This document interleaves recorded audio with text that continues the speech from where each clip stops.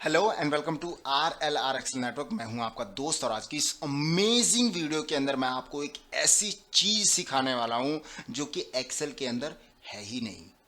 अब वो क्या चीज है, चलिए मैं आपको बताता हूँ बहुत जल्दी। रैंक इफ फॉर्मूले के बारे में आपको बताने वाला हूं, एक ऐसा फॉर्मूला जो कि आपके एक्सेल के अंदर नहीं है, माइक्रोसॉफ्ट में नहीं बनाया है, लेकिन रैंक इफ कैसे यूज कर सकते हैं ये मैं आपको इस वीडियो के अंदर जरूर बताने वाला हूं।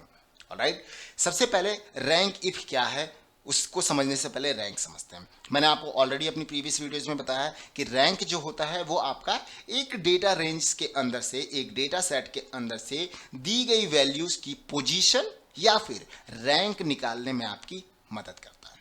ऑलराइट, अब रैंक इफ लग गया, इसका मतलब क्या है कि कंडीशन के बेस पर मुझे रैंकिंग निकालनी है तो मैं कैसे निकालूंगा। आपने जितने भी एक्सेल के फॉर्मूलाज देखे हैं उनमें अगर किसी भी फॉर्मूला के साथ में इफ लग जाता है इसका मतलब कि वो एक कंडीशन बेस्ड फॉर्मूला है।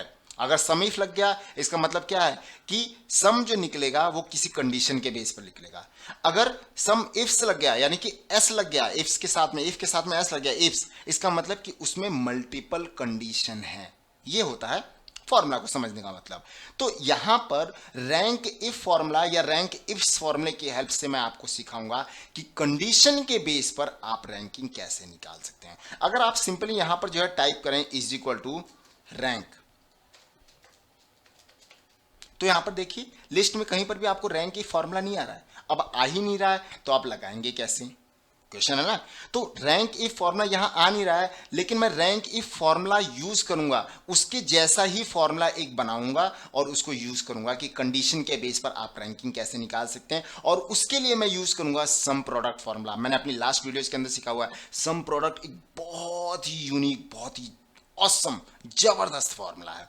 और सम प्रोडक्ट फॉर्मूले को मैं यूज करूंगा रैंक इफ की तरह कि कंडीशन के बेस पर रैंक कैसे निकालेंगे। ऑलराइट, कैसे करेंगे सबसे पहले हम समझते हैं कंडीशन को, उसके बाद फिर हम जो है फॉर्मूला लगाएंगे। हमारी कंडीशन क्या है, मैंने यहां पर कुछ क्लास में जो है कुछ बच्चों के नाम लिखे हुए हैं, ये देख सकते हैं, और वो 10th और 12th क्लास में पढ़ते हैं। उन्होंने कितने कितने नंबर्स अचीव किए हैं ये भी मैंने यहां पर लिखा हुआ है। अब अगर मैं कहता हूं कि यहां पर मैं फिल्टर लगा देता हूं, फिल्टर लगा दूंगा तो आपको थोड़ा आसानी से समझ में आएगा। यहां पर दो क्लास हैं, क्लास 10 एंड क्लास 12। अगर मैं यहां पर क्लास 10 सिलेक्ट करता हूं तो यहां पर 4 स्टूडेंट है। अब मुझे क्या करना है, एक डेटा रेंज के अंदर से अगर मैं रैंक फॉर्मूला लगाऊंगा तो वो तो सबकी रैंक निकाल देगा, लेकिन मुझे क्या करना है क्लास 10 की अलग रैंक निकालनी है, क्लास 12 की अलग रैंक निकालनी है और वो भी इसी के अंदर निकालनी है ना अमेजिंग। तो कैसे निकालेंगे, अब इनमें से देखिए अगर क्लास 10 की बात करें तो इनमें से 1 2 3 4 रैंक होगी। सिमिलरली अगर मैं क्लास 12 को सिलेक्ट करूं तो इनमें भी 1 2 3 4 रैंक होगी, है ना। यानी कि दोनों कंडीशन को मिलाकर 1 2 3 4 1 2 3 4 दो अलग अलग क्लास की जो है रैंक निकलेगी। ऑलराइट, और अगर मैं डायरेक्ट इसमें रैंक लगा दूंगा तो ये 1 2 3 4 5 6 7 8 लग जाएगा, है ना। तो मुझे कंडीशन के बेस पर रैंक कैसे निकालूंगा, चलिए मैं आपको सिखाता हूं। तो उसके लिए हम क्या करेंगे, टाइप करेंगे is equal to sum product, sum product. Alright, उसके बाद हम क्या करेंगे, चूंकि मैंने अभी आपको प्रीवियस वीडियो के अंदर कोएड सिखाया था, कोएड जो क्या करता है कि आपके नेगेटिव और पॉजिटिव वैल्यूज को रिप्लेस करने का काम करता है।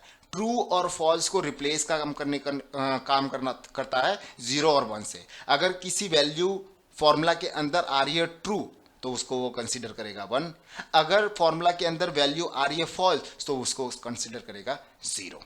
ऑलराइट, मैं आपको इवेल्युएट भी अभी करके दिखाऊंगा। तो मैंने कोएड ओपन किया और चूंकि मुझे जो है कंडीशन लगानी है तो मैंने जो है एक और बात जो है ब्रैकेट ओपन किया और मैंने कहा कि अगर इस सेल के अंदर लिखी गई वैल्यू बराबर होती है इस सेल रेंज के, इसको F4 के साथ पहले लॉक कर देते हैं, तो उसको रिटर्न कर दो।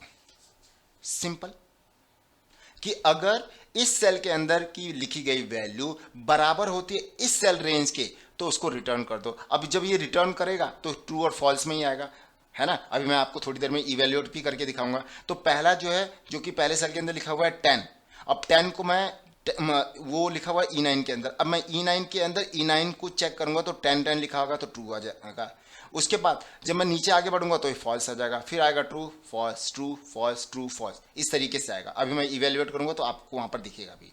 उसके बाद मैं दूसरी कंडीशन लगाता हूँ कॉमा के साथ में। अब मुझे रैंक निकालनी है तो मैं क्या करूँगा, दोबारा से ब्रैकेट ओपन करूँगा, 2 बार कोएड लगाऊंगा और अब मुझे क्या करना है, सॉरी 2 बार कोएड लगाऊंगा, ब्रैकेट ओपन करूँगा और मैं कहूँगा कि अगर इस सेल के अंदर लिखी गई वैल्यू लेस देन होती है इस सेल रेंज के, F4 के साथ लॉक कर देते हैं, तो रिटर्न कर दो उसकी रैंकिंग। जो मैंने आपको लास्ट वीडियो के अंदर सिखाया था ना, एग्जैक्ट वही चीज यहां पर भी है ना। और उसके बाद मैं सिंपली ब्रैकेट को करूंगा क्लोज और यहां पर कर दूंगा एंटर। अब आप सिंपली क्या कर सकते हैं, इसको ड्रैग एंड ड्रॉप कर सकते हैं। अब चूंकि मैंने आपको लास्ट में बताया भी था कि जब मैं सम प्रोडक्ट फार्मूला यूज करता हूं तो ये एक एरे बेस्ड फार्मूला होता है और एरे बेस्ड फार्मूला की स्टार्टिंग जो होती है वो हमेशा 0 से होती है, 0 इंडेक्सिंग से होती है। तो इसमें थोड़ा सा हम इसमें ऑल्ट्रेशन करेंगे और इसको प्लस कर देंगे 1।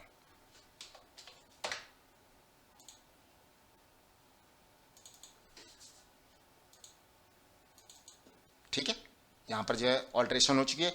अब मैं यहां पर जो है फिल्टर लगाता हूं। देखिए सबसे पहले मैं क्लास 10 सेलेक्ट करता हूं। देखिए क्लास 10 की रैंकिंग देखिए 1 2 3 4 है ना, अमेजिंग। अब मैं अगर यहां पर क्लास 12 सेलेक्ट करता हूं, देखिए 1 2 3 3। अब चूंकि जो है सिमिलर वैल्यू आई है इसलिए जो है आपका रैंकिंग यहां पर आना स्वाभाविक है। अगर आप इसको बदलना चाहते हैं तो आप प्लस में जो है काउंटिव लगा सकते हैं, जो मैंने आपको लास्ट वीडियोस के अंदर सिखाया हुआ था। वो मेरी जो है तीसरी कंडीशन हो जाएगी। ऑलराइट, सो आप देख सकते हैं कि आपने रैंक इफ यानी कि सम प्रोडक्ट को यूज करके रैंक इफ का काम लिया है। ऑलराइट, कैसे कर सकते हैं, अब मैं इसको थोड़ा सा इवेल्युएट भी करता हूं। यहां पर चलते हैं फॉर्मूला टैब में, इवेल्युएट करते हैं, चीजों को समझते हैं थोड़ा सा और बारीकी से। ठीक है, सबसे पहले मैंने E9 को सिलेक्ट किया हुआ था, देख सकते हैं आप E9 के अंदर लिखा हुआ क्या है, 10 लिखा हुआ है। अब मैं थोड़ा सा इसको आगे बढ़ाता हूँ, E9 के अंदर क्या लिखा हुआ है 10। अब मैं इसको किससे चेक करूंगा, E9 से लेकर E16 के बीच में, तो ये क्या आ जाएगा, देख रहे हैं ट्रू। क्योंकि क्या E9 के अंदर लिखी गई वैल्यू E9 के बराबर है, जी हाँ बिल्कुल बराबर है, तो आ गया ट्रू। क्या E9 के अंदर लिखी गई वैल्यू E10 के बराबर है, जी हाँ बिल्कुल बराबर नहीं है, तो यहाँ आ गया फॉल्स। ये देखिए true false true false true false, इस तरीके से आ गया। अब जब मैंने ये कोएड लगाया हुआ है, ये क्या करेगा, इसको ट्रू को कर देगा 1 और फॉल्स को कर देगा 0। अब मैं इसको इवेल्युएट करता हूं, आगे बढ़ता हूं, ये देखिए आ गया ना। ये होता है कोएड लगाने का बेनिफिट। सिमिलरली नेक्स्ट कंडीशन के लिए आप देख सकते हैं ट्रू फॉल्स में कन्वर्ट हो गया कंडीशन के बेस पर, और उसके बाद दोबारा से इसने जो है 1 1 में कन्वर्ट करने के बाद इसकी रैंकिंग, चूंकि अभी आपने देखा था 3 आया था प्लस में, जो कि इंडेक्सिंग जो है इसकी 0 से स्टार्ट होती है, इसलिए मैंने इसमें +1 कर दिया और यहाँ पर जो ये 4 लेकर आ गया। ऑलराइट, सो इस तरीके से आप रैंक इफ का काम कर सकते हैं सम प्रोडक्ट फार्मूला की हेल्प से। आई होप कि आज की ये जो वीडियो है वो आपको पसंद जरूर आई होगी, और अगर आपको ये वीडियो पसंद आई हो तो आप इस वीडियो को लाइक कर दें, अपने दोस्तों के साथ शेयर कर दें, और चैनल पर पहली बार आए हैं तो इस चैनल को सब्सक्राइब करना ना भूलें। मैं आपको मिलूंगा अपने अगली वीडियो में किसी और नए टॉपिक के साथ में, तब तक के लिए गुड बाय।